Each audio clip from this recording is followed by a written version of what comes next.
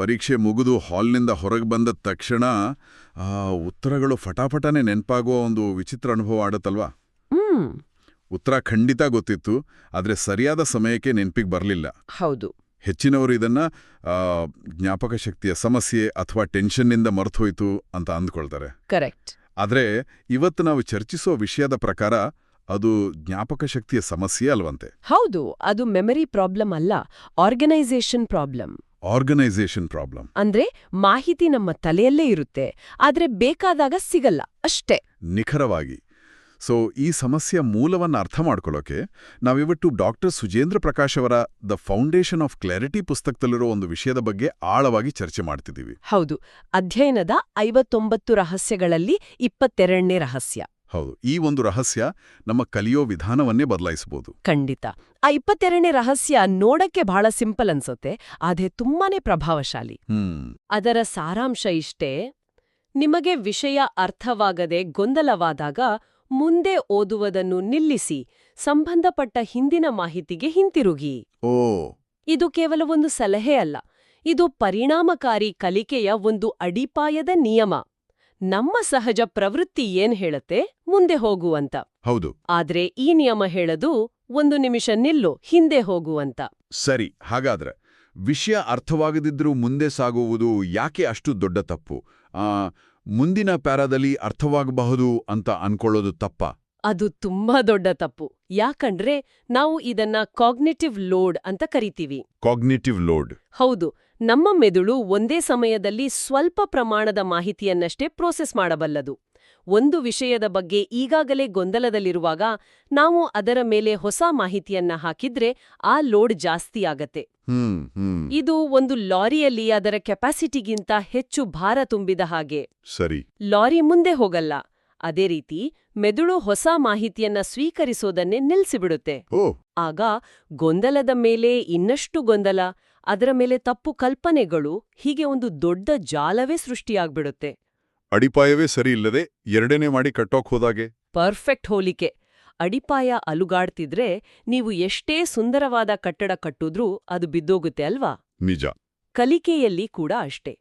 ಪ್ರತಿ ಹೊಸ ಪರಿಕಲ್ಪನೆ ಹಳೆಯದರ ಮೇಲೆ ನಿಂತಿರುತ್ತೆ. ಆ ಹಳೆಯ ಕೊಂಡಿ ಏನಾದ್ರೂ ವೀಕ್ ಆಗಿದ್ರೆ ಇಡೀ ಜ್ಞಾನದ ಸರಪಳಿಯೇ ತುಂಡಾಗಿ ಹೋಗುತ್ತೆ. ಹಾಗಾದ್ರೆ ಆ ಗೊಂದಲದ ಕ್ಷಣ ಬಂದಾಗ, ಅಂದ್ರೆ ಮನಸ್ಸಲ್ಲಿ ಛೇ ಇದು ಅರ್ಥ ಆಗ್ತಿಲ್ಲ ಅಥವಾ ಇಲ್ಲೇನೋ ಮಿಸ್ಸಿಂಗ್ ಅಂತ ಅನ್ಸಿದಾಗ ತಕ್ಷಣ ಏನ್ ಮಾಡ್ಬೇಕು? ಮೊದಲನೇ ಹೆಜ್ಜೆ ಪುಸ್ತಕ ಮುಚ್ಚಿಬಿಡ್ಬೇಕು. ಮುಚ್ಚಿಬಿಡ್ಬೇಕಾ? ಹೌದು, ತಕ್ಷಣ ನಿಲ್ಲಿಸ್ಬೇಕು. ಆ ಭಾವನೆಯನ್ನ ಗುರುತಿಸುವುದೇ ಒಂದು ದೊಡ್ಡ ಗೆಲುವು. ನಿಲ್ಲಿಸಿದ ನಂತರ ನಾವೊಬ್ಬ ಪತ್ತೇದಾರನ ತರ ಕೆಲಸ ಮಾಡ್ಬೇಕು. ಸುಮ್ನೆ ಹಿಂದಿನ ಪ್ಯಾರಾವನ್ನ ಮತ್ತೆ ಓದುವುದಲ್ಲ. ಸರಿ. ಕೆಲವು ಪ್ರಶ್ನೆಗಳನ್ನ ಕೇಳ್ಕೊಳ್ಬೇಕು. ನಾನು ಎಲ್ಲಿಂದ ದಾರಿ ತಪ್ಪಿದೆ? ಈ ಹೊಸ ಕಾನ್ಸೆಪ್ಟ್ ಯಾವ ಹಳೆ ಕಾನ್ಸೆಪ್ಟ್ಗೆ ಸಂಬಂಧಿಸಿದೆ? ನಾನು ಯಾವ ಡೆಫಿನಿಷನ್ ಅಥವಾ ನಿಯಮವನ್ನ ಸರಿಯಾಗಿ ಗಮನಿಸಿಲ್ಲ ಅಂತ ಹುಡುಕಬೇಕು. ಆ ಕಳೆದು ಹೋದ ಒಂದು ಕೊಂಡಿಯನ್ನ ಪತ್ತೆ ಹಚ್ಚಿ ಅದನ್ನ ಸರಿಪಡಿಸಿ ಆಮೇಲೆ ಮಾತ್ರ ಮುಂದೆ ಹೋಗ್ಬೇಕು. ಅದೇ ಪತ್ತೇದಾರನಂತೆ ಕೆಲಸ ಮಾಡೋದು ಅಂದ್ರೆ ಅದಕ್ಕೆ ತುಂಬಾ ಸಮಯ ಹಿಡಿಯಲ್ವಾ? ಪರೀಕ್ಷೆಗೆ ಒಂದೇ ವಾರ ಇರುವಾಗ ಒಬ್ಬ ವಿದ್ಯಾರ್ಥಿಗೆ ಇಷ್ಟೆಲ್ಲ ಮಾಡೋಕೆ ಸಮಯ ಇರುತ್ತಾ? ಇದು ಬಹಳ ಮುಖ್ಯವಾದ ಪ್ರಶ್ನೆ. ಹೆಚ್ಚಿನ ವಿದ್ಯಾರ್ಥಿಗಳು ಹೀಗನೇ ಯೋಚನೆ ಮಾಡೋದು. ಹೌದು. ಆದ್ರೆ ಇದು ವೇಗವಾಗಿ ಓಡೋದು ಮತ್ತು ಸರಿದಾರಿಯಲ್ಲಿ ಓಡೋದಕ್ಕಿರುವ ವ್ಯತ್ಯಾಸ. ತಪ್ಪು ದಾರಿಯಲ್ಲಿ ಎಷ್ಟು ವೇಗವಾಗಿ ಓಡಿದ್ರೂ ಗುರಿ ತಲುಪೋಕ್ಕಾಗಲ್ಲ. ನಿಜ. ಈ ಹಿಂದಿರುಗುವ ಪ್ರಕ್ರಿಯೆ ಶುರುವಲ್ಲಿ ಟೈಮ್ ವೇಸ್ಟ್ ಅಂತ ಅನಿಸ್ಬೋದು. ಆದ್ರೆ ಇದು ಟೈಮ್ ಇನ್ವೆಸ್ಟ್ಮೆಂಟ್. 5 ನಿಮಿಷ ಹಿಂದಿರುಗಿ ಸ್ಪಷ್ಟತೆ ಪಡೆದುಕೊಳ್ಳೋದು ಮುಂದಿನ 5 ಗಂಟೆಗಳ ಗೊಂದಲದ ಓದನ್ನ ತಪ್ಪಿಸುತ್ತೆ. ಸರಿ. ಅರ್ಥವಾಗಿದ್ರೂ ಪುಟಗಳನ್ನ ತಿರುಗಿಸ್ತಾ ಹೋದ್ರೆ ಏನಾಗುತ್ತೆ ಗೊತ್ತಾ? ಏನಾಗುತ್ತೆ? ಅದು ಪ್ರಗತಿಯ ಸುಳ್ಳು ಭಾವನೆಯನ್ನ ಕೊಡುತ್ತೆ. ಪ್ರಗತಿಯ ಸುಳ್ಳು ಭಾವನೆ? ಹೌದು. ನಾನು 50 ಪುಟ ಓದಿ ಮುಗಿಸಿದೇನೆ ಅಂತ ಒಂದು ಸಮಾಧಾನ ಇರುತ್ತೆ. ಆದ್ರೆ ಆ 50 ಪುಟದಲ್ಲಿ 10% ಕೂಡ ತಲೆಗೆ ಹೋಗಿರಲ್ಲ. ಇದು ಜಿಮ್ಗೆ ಹೋಗಿ ಅಲ್ಲಿ 1 ಗಂಟೆ ಕಾಲ ಸುಮ್ನೆ ಅಡ್ಡಾಡಿ ಫೋನ್ ನೋಡ್ಕೊಂಡು ವಾಪಸ್ ಬಂದ ಹಾಗೆ. ಹೌದು. ನಾನು 1 ಗಂಟೆ ಜಿಮ್ನಲ್ಲಿದ್ದೆ ಅಂತ ಹೇಳ್ಕೊಳ್ಬಹುದು, ಆದ್ರೆ ಅದರಿಂದ ದೇಹಕ್ಕೆ ಯಾವ ಪ್ರಯೋಜನವೂ ಆಗಿರಲ್ಲ. ಕರೆಕ್ಟ್. ನಿಜವಾದ ಪ್ರಗತಿ ಅಂದ್ರೆ ಓದಿದ ಪುಟಗಳ ಸಂಖ್ಯೆ ಅಲ್ಲ, ಗಳಿಸಿದ ಸ್ಪಷ್ಟತೆಯ ಪ್ರಮಾಣ. ವಾವ್, ಆ ಜಿಮ್ ಹೋಲಿಕೆ ಅದ್ಭುತವಾಗಿದೆ. ಸರಿ, ಈಗ ಪುಸ್ತಕದಲ್ಲಿ ಕೊಟ್ಟಿರೋ ಪಠ್ಯ ಪುಸ್ತಕದ ಉದಾಹರಣೆ ಬಗ್ಗೆ ಮಾತಾಡೋಣ. ಹ್ಮ್ ಒಂದೇ ಪರಿಕಲ್ಪನೆಯನ್ನ ಬೇರೆ ಬೇರೆ ಚಾಪ್ಟರ್ಗಳಲ್ಲಿ ಹೇಗೆ ಪುನರಾವರ್ತಿಸಲಾಗುತ್ತೆ ಅಂತ. ಉದಾಹರಣೆಗೆ ಶಾಖ ಅಥವಾ ಹೀಟ್. ಹೌದು, ಇದು ಬಹಳ ಸ್ವಾರಸ್ಯಕರವಾದ ಅಂಶ. ಶಾಖೆ ಅನ್ನೋ ಕಾನ್ಸೆಪ್ಟ್ ಮೊದಲು ಶಕ್ತಿ ಅಂದ್ರೆ ಎನರ್ಜಿ ಅನ್ನೋ ಚಾಪ್ಟರ್ನಲ್ಲಿ ಬರುತ್ತೆ. ಸರಿ. ಆಮೇಲೆ ಥರ್ಮೋಡೈನಾಮಿಕ್ಸ್ ಚಾಪ್ಟರ್ನಲ್ಲೂ ಕಾಣಿಸ್ಕೊಳ್ಳುತ್ತೆ. ನಂತರ ಶಕ್ತಿಯ ಪರಿವರ್ತನೆ ಅಥವಾ ಕನ್ವರ್ಷನ್ ಆಫ್ ಎನರ್ಜಿ ಅನ್ನೋ ವಿಷಯದಲ್ಲೂ ಅದರ ಬಗ್ಗೆ ಮಾತು ಬರುತ್ತೆ. ಹೌದು ಹೌದು. ವಿದ್ಯಾರ್ಥಿಗಳು ಈ ಹಿಂದಿರುಗಿ ಜೋಡಿಸುವ ಕೆಲಸವನ್ನ ಮಾಡೋದೇ ಇಲ್ಲ. ಓ. ಹಾಗಾಗಿ ಅವರ ಮೆದುಳಿನಲ್ಲಿ ಇವು 3 ಬೇರೆ ಬೇರೆ ವಿಷಯಗಳಾಗಿ ಉಳಿದುಬಿಡುತ್ತವೆ. ಅಂದ್ರೆ ಜ್ಞಾನವು ತುಣುಕುಗಳಾಗಿ, ಒಂದಕ್ಕೊಂದು ಸಂಬಂಧವಿಲ್ಲದ ಬಿಡಿ ಭಾಗಗಳಾಗಿ ಉಳಿದುಬಿಡುತ್ತೆ. ನಿಖರವಾಗಿ. ಇದರಿಂದ ಆಳವಾದ ತಿಳುವಳಿಕೆ ಸಾಧ್ಯ ಆಗೋದೇ ಇಲ್ಲ. ವಿಷಯಗಳನ್ನ ಪರಸ್ಪರ ಕನೆಕ್ಟ್ ಮಾಡೋಕೆ ಬರಲ್ಲ.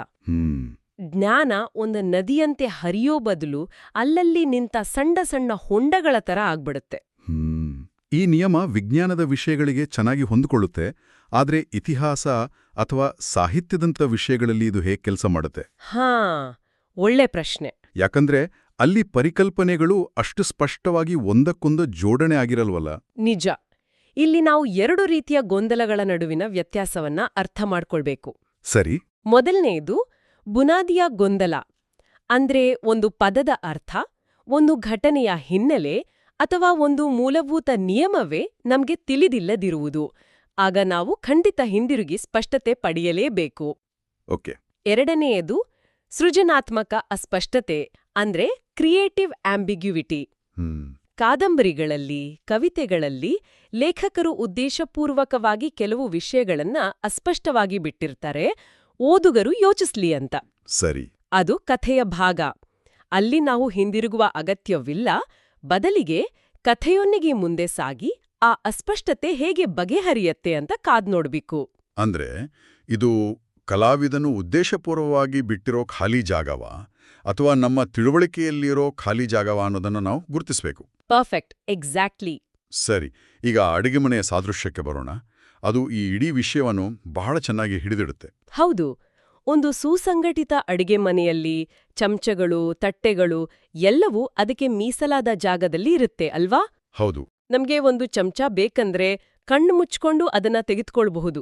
ಆದ್ರೆ ಅದೇ ಅಡ್ಗೆ ಮನೆ ಅಸ್ತವ್ಯಸ್ತವಾಗಿದ್ರೆ, ಎಲ್ಲವೂ ಚೆಲ್ಲಾಪಿಲ್ಲಿ ಆಗಿದ್ರೆ, ಹೌದು, ಪಾತ್ರೆಗಳೆಲ್ಲ ಎಲ್ಲೆಂದರಲ್ಲಿ ಬಿದ್ದಿದ್ರೆ, ಚಮಚ ಎಲ್ಲಿದೆ ಅಂತ ನಮ್ಗೆ ಗೊತ್ತಿದ್ರೂ ಅದನ್ನ ಹುಡುಕೋಕೆ 10 ನಿಮಿಷ ಬೇಕಾಗಬಹುದು. ನಿಜ.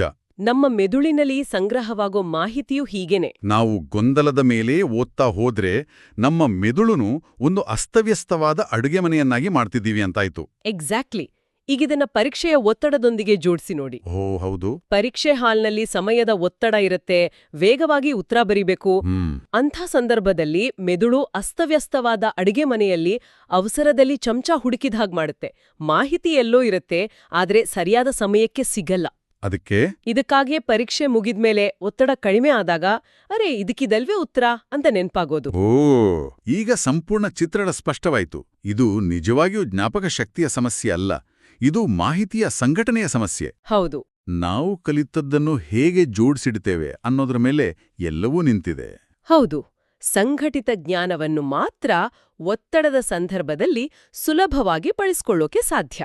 ಅಸಂಘಟಿತ ಜ್ಞಾನ ಇದ್ರೂ ಪ್ರಯೋಜನಕ್ಕೆ ಬರಲ್ಲ. ಸರಿ. ಈಗ ಇನ್ನೊಂದು ವಿಷಯ. ನಾವು ಈ ಹಿಂದೆ ಆಕ್ಟಿವ್ ರಿಕಾಲ್ ಮತ್ತೆ ಸ್ಪೇಸ್ಡ್ ರೆಪಿಟೇಷನ್ ನಂತಹ ಟೆಕ್ನಿಕ್ಗಳ ಬಗ್ಗೆ ಮಾತಾಡಿದ್ವಿ. ಇವತ್ತಿನ ಈ ಹಿಂದಿರುಗಿ ಸ್ಪಷ್ಟಪಡಿಸಿಕೊಳ್ಳುವ ತಂತ್ರವು ಅವುಗಳ ಜೊತೆ ಹೇಗೆ ಹೊಂದಿಕೊಳ್ಳುತ್ತೆ? ಅದ್ಭುತವಾದ ಸಂಪರ್ಕ. ಆಕ್ಟಿವ್ ರಿಕಾಲ್ ಮತ್ತೆ ಸ್ಪೇಸ್ಡ್ ರೆಪಿಟೇಷನ್ ಕಲಿತ ವಿಷಯವನ್ನು ನೆನಪಿನಲ್ಲಿ ಇಟ್ಟುಕೊಳ್ಳೋಕೆ ಇರೋ ಬೆಸ್ಟ್ ಟೆಕ್ನಿಕ್ಸ್. ಹೌದು. ಆದ್ರೆ ಅವು ಕೆಲ್ಸ ಮಾಡ್ಬೇಕಾದ್ರೆ ಮೊದಲು ವಿಷಯ ಸ್ಪಷ್ಟವಾಗಿ ಅರ್ಥ ಆಗಿರ್ಬೇಕು ಅಲ್ವಾ? ನಿಜ. ಅರ್ಥವೇ ಆಗದ ವಿಷಯವನ್ನ ಹೇಗೆ ರೀಕಾಲ್ ಮಾಡ್ತೀರಾ? ಹಾಗಾಗಿ ಈ ಹಿಂದಿರುಗಿ ಸ್ಪಷ್ಟತೆ ಪಡೆಯುವ ತಂತ್ರವು ಆಕ್ಟಿವ್ ರೀಕಾಲ್ಗೆ ಬೇಕಾದ ಅಡಿಪಾಯ. ಇದು ಮೊದಲನೇ ಹೆಜ್ಜೆ. ಅಂದ್ರೆ ಫೌಂಡೇಶನ್. ಹೌದು. ಆ ಅಡಿಪಾಯದ ಮೇಲೆ ನೀವು ಉಳಿದ ತಂತ್ರಗಳ ಕಟ್ಟಡವನ್ನು ನಿರ್ಮಿಸಬಹುದು. ಹಾಗಾದ್ರೆ ಪುಸ್ತಕದ ಪ್ರಕಾರ ವಿದ್ಯಾರ್ಥಿಗಳು ಮಾಡೋ ಅತಿ ದೊಡ್ಡ ತಪ್ಪು ಅಂದ್ರೆ ಅರ್ಥವಾಗದಿದ್ರೂ ಸುಮ್ಮನೆ ಪುಸ್ತಕ ಇಟ್ಕೊಂಡು ಮುಂದೆ ಸಾಗೋದು. ಹೌದು. ಮತ್ತೆ ಯೋಚನಿಸದೆ ನೋಟ್ಸ್ ಕಾಪಿ ಮಾಡ್ತಾ ಇರೋದು. ಓ. ಸರಿಯಾದ ವಿಧಾನ ಅಂದ್ರೆ ಗೊಂದಲವಾದಾಗ ಪುಸ್ತಕವನ್ನು ಮುಚ್ಚೋದು, ಒಂದು ಕ್ಷಣ ಕಣ್ಣು ಮುಚ್ಚಿ ಯೋಚಿಸೋದು. ನಾನ್ ಎಲ್ಲಿಂದ ಕನೆಕ್ಷನ್ ಕಳ್ಕೊಂಡೆ ಅಂತ ಹುಡುಕೋದು. ಆ ಕೊಂಡಿಯನ್ನ ಪತ್ತೆ ಹಚ್ಚಿ ಅದನ್ನು ಸರಿಪಡಿಸಿ ಸಂಪರ್ಕವನ್ನ ಪುನಃಸ್ಥಾಪಿಸಿ ಆಮೇಲೆ ಪುಸ್ತಕ ತೆರೆದು ಮುಂದೆ ಹೋಗೋದು. ಸರಿ, ನಾವು ಇಷ್ಟೆಲ್ಲ ಮಾತಾಡಿದಿವಿ. ಇದೆಲ್ಲವನ್ನೂ ಒಟ್ಟುಗೂಡಿಸಿ ನೋಡಿದೆ ಒಬ್ಬ ವಿದ್ಯಾರ್ಥಿ ತಕ್ಷಣದಿಂದಲೇ ಅಳವಡಿಸಿಕೊಳ್ಳಬಹುದಾದ ಸರಳ ಹಂತಗಳು ಯಾವುವು? ಖಂಡಿತ 4 ಸಿಂಪಲ್ ಸ್ಟೆಪ್ಸ್ ನೆನ್ಪಿಟ್ಕೊಳ್ಬೋದು. ಓಕೆ. 1. ಗೊಂದಲದ ಮೊದಲ ಸೂಚನೆ ಸಿಕ್ಕಿದ ತಕ್ಷಣ ಓದೋದನ್ನ ನಿಲ್ಸಿ. ನನಗರ್ಥ ಆಗ್ತಿಲ್ಲ ಅಂತ ಒಪ್ಕೊಳ್ಳಿ. ಸರಿ. 2. ನಿಮಗೆ ಸ್ಪಷ್ಟವಾಗಿ ಅರ್ಥವಾದ ಕೊನೆಯ ಅಂಶಕ್ಕೆ, ಕೊನೆಯ ಪ್ಯಾರಾಗ್ರಾಫ್ಗೆ ಅಥವಾ ಕೊನೆಯ ಪರಿಕಲ್ಪನೆಗೆ ತಕ್ಷಣ ಹಿಂತಿರುಗಿ. 3. ಆ ಸ್ಪಷ್ಟವಾದ ಅಂಶಕ್ಕೂ ಈಗಿನ ಗೊಂದಲದ ಅಂಶಕ್ಕೂ ನಡುವೆ ಕಳೆದು ಹೋದ ಕೊಂಡಿ ಯಾವುದು ಅಂತ ಪತ್ತೆದಾರನ ತರ ಹುಡುಕಿ. ಅದು ಒಂದು ಪದದ ಅರ್ಥವಾಗಿರಬಹುದು? ಹೌದು, ಅಥವಾ ಒಂದು ಫಾರ್ಮ್ಯುಲಾ, ಅಥವಾ ಒಂದು ಘಟನೆಯ ಹಿನ್ನೆಲೆ, ಏನೇ ಆಗಿರಬಹುದು. ಓಕೆ. 4.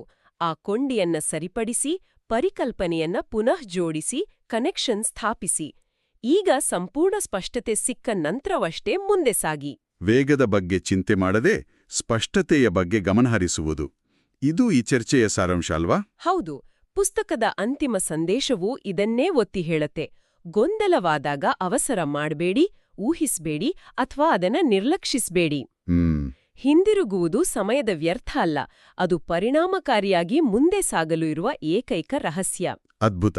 ಇದು ಕಲಿಕೆಯಲ್ಲಿ ಗೊಂದಲದ ಬದಲು ನಿರಂತರತೆಯನ್ನ ನಿರ್ಮಿಸುತ್ತೆ. ಕಲಿಕೆಯಲ್ಲಿ ದಾಡಿ ತಪ್ಪಿದಾಗ ಹಠದಿಂದ ಮುಂದೆ ಹೋಗೋದನ್ನ ನಿಲ್ಲಿಸಿ ಹಿಂದಿರುಗಿ ಸರಿಯಾದ ದಾರಿಯನ್ನ ಹುಡುಕೊಂಡು ಮುಂದುವರಿಯೋದು ಎಷ್ಟು ಮುಖ್ಯ ಅನ್ನೋದು ಈ ಚರ್ಚೆಯಿಂದ ಸ್ಪಷ್ಟವಾಯಿತು. ಖಂಡಿತ. ಈ ಒಂದು ಸರಳ ನಿಯಮವನ್ನ ಅಳವಡಿಸಿಕೊಂಡ್ರೆ ಅದು ಕಲಿಯುವವರ ಅಧ್ಯಯನದ ವಿಧಾನವನ್ನೇ ಸಂಪೂರ್ಣವಾಗಿ ಬದಲಾಯಿಸುವ ಶಕ್ತಿಯನ್ನ ಹೊಂದಿದೆ. ಹೌದು.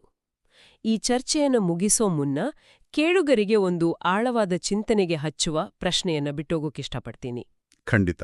ಈ ಹಿಂದಿರುಗಿ ಸಂಪರ್ಕ ಸಾಧಿಸುವ ತಂತ್ರ ಕೇವಲ ಓದಿಗೆ ಸೀಮಿತವಲ್ಲ, ನಮ್ಮ ಜೀವನದ ಬೇರೆ ಸಂದರ್ಭಗಳಿಗೂ ಇದು ಅನ್ವಯಿಸುತ್ತೆ. ಒಂದು ಪ್ರಾಜೆಕ್ಟಲ್ಲಿ ಕೆಲಸ ಮಾಡುವಾಗ, ಒಂದು ಪ್ರಮುಖ ಸಂಭಾಷಣೆಯಲ್ಲಿ, ಅಥವಾ ಒಂದು ಹೊಸ ಕೌಶಲ್ಯವನ್ನ ಕಲಿಯುವಾಗ. ಹೀಗೆ ಎಲ್ಲೋ ಒಂದು ಕಡೆ ಗೊಂದಲವಾದರೂ ಮುಂದೆ ಎಲ್ಲವೂ ಸರಿ ಹೋಗಬಹುದು ಅಂತ ನಾವು ಮುಂದುವರಿಯುವ ಸಂದರ್ಭಗಳು ಯಾವುವು? ಹೌದು, ಸಾಕಷ್ಟಿರುತ್ತೆ. ಆ ಕ್ಷಣದಲ್ಲಿ ನಾವು ಒಮ್ಮೆ ನಿಂತು ನಮಗೆ ಸ್ಪಷ್ಟವಾಗಿದ್ದ ಕೊನೆಯ ಹಂತಕ್ಕೆ ಹಿಂತಿರುಗಿ ಅಲ್ಲಿಂದ ಸಂಪರ್ಕವನ್ನ ಪುನಃಸ್ಥಾಪಿಸಲು ಪ್ರಯತ್ನಿಸಿದರೆ ಫಲಿತಾಂಶದಲ್ಲಿ ಯಾವ ರೀತಿಯ ಬದಲಾವಣೆ ಆಗ್ಬೋದು, ಇದರ ಬಗ್ಗೆ ಯೋಚಿಸಬಹುದು.